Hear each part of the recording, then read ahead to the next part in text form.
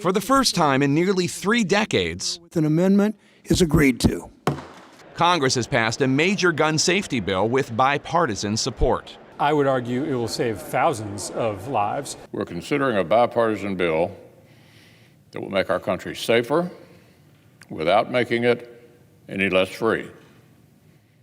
This is the sweet spot.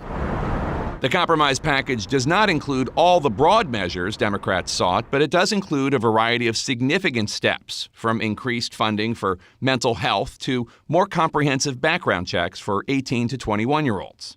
And it includes one key provision that almost tanked the whole deal. Operating under the boyfriend loophole. The so-called boyfriend loophole continues to be a challenge. We're going to close the boyfriend loophole. Closing the boyfriend loophole, a long-standing goal of advocates for domestic abuse victims. The boyfriend loophole is a gap in federal law. A gap because right now, federal law only bans domestic abusers from buying or owning guns if they were convicted of abuse of a parent, spouse, someone with whom they share a child, or a significant other they were living with at the time. But what about abusive relationships where the couple is dating, but do not fit into those other classifications? According to the Johns Hopkins Center for Gun Violence Solutions, partner homicides drop 13% when protective orders cover dating partners. We're going to make sure that every domestic abuser, whether it be a spouse or a boyfriend, has their guns taken away. Yet, despite the fact that researchers have found more than half of the gunmen who committed mass shootings between 2014 and 2019 either killed an intimate partner or family member or had a history of domestic violence, the National Rifle Association has lobbied for years against closing that loophole, arguing that the move, quote, is exploiting real problems like domestic violence to opportunistically target civil rights, like the Second Amendment and constitutional due process. That's right. People who beat up their girlfriends have lobbyists fighting to preserve their ability to buy guns. And gun safety advocates say the NRA's due process argument is a moot point under the new bill. This bill goes out of its way to ensure that due process protections are included. So with this newly passed bill, is the boyfriend loophole finally closed? No, it is not.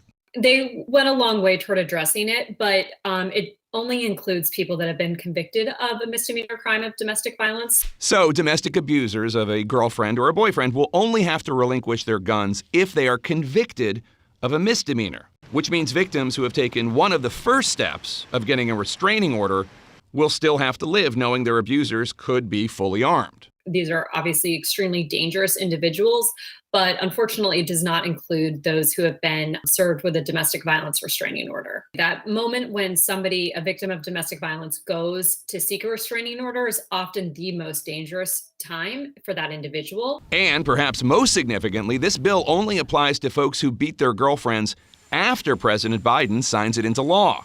It does not apply to domestic violence before that point. It does not apply retroactively. And unlike in Florida, where abusers have to prove they're now safe and got their act together, this law has an automatic restoration of all firearms rights after 5 years for one-time offenders. All of which is a win for the NRA, according to the lead Republican negotiator on the bill, Texas Senator John Cornyn, who touted these limitations and others to a room full of his GOP colleagues. Most of his Republican Senate colleagues and the gun groups lobbying for the girlfriend beaters, they still oppose the bill anyway. I think we've threaded the needle away in a way that protects the right of law-abiding citizens, but tries to get at the root of the problem that produced this shooting in Uvalde and has produced similar shooting elsewhere, and I think ultimately will save lives, and to me that's the ultimate test. Saving lives. That's what this bill is truly aiming to do, to prevent another school shooting or grocery store massacre or a senseless death of a domestic abuse survivor. So, will it? Without a doubt. It really is a momentous occasion and it should not be downplayed. But of course, in my opinion, the work is not done, and we'll keep going and keep fighting to make sure that all of the loopholes in our gun laws are closed moving forward.